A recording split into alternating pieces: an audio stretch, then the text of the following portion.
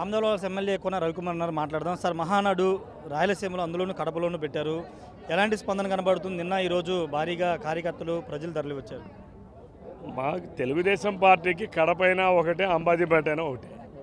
ఎక్కడైనా ఇది తెలుగు జాతిది, తెలుగు జాతి కోసం పెట్టినటువంటి పార్టీ ఇది. తెలుగు జాతి ఆత్మగౌరవాన్ని కాపాడాల్సినటువంటి పార్టీ ఇది. తెలుగువాడిలో ఆత్మవిశ్వాసాన్ని పెంపొందించిన పార్టీ ఇది.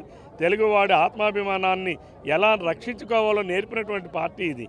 కాబట్టి మాకు కడప కాదు, పులివెందులైనా ఒకటే, కడపైనా ఒకటే, అంబాజీపేట అయినా ఒకటే. అంటే మేము పులివెందులోనైనా రేపు పెడతాం, జగన్మోహన్ రెడ్డి ఇంటి ముందు పెడతాం.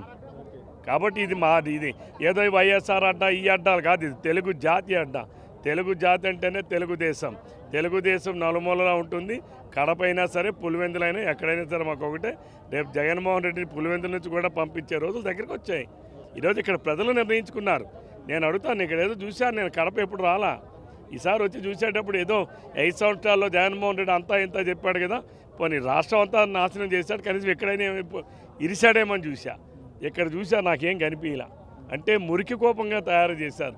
తండ్రి 5.5 సంవత్సరాలు ముఖ్యమంత్రి చేశాడు, కొడుకు 5 సంవత్సరాలు ముఖ్యమంత్రి చేశాడు. ఏం చేశారు ఇక్కడ? అసలు కడపకాయ బాగు చేయలేని వాళ్ళు ఈ రాష్ట్రాన్ని ఏం చేస్తారు, ఈ జాతికి ఏం చేస్తారు, ఇక్కడ ఉన్నటువంటి యువతరానికి ఏం చేస్తారు వీళ్ళు? కాబట్టి జగన్మోహన్ రెడ్డి ఉండాల్సిన స్థానం పులివెందులో, కడప కాదు, జన్మస్థానం ఒకటి ఉంది. శ్రీకృష్ణుడు జన్మస్థానం, ఆయన అక్కడికి చేరాలి. పాపం అక్కడ శ్రీకృష్ణుడు కూడా వెయిట్ చేస్తున్నాడు.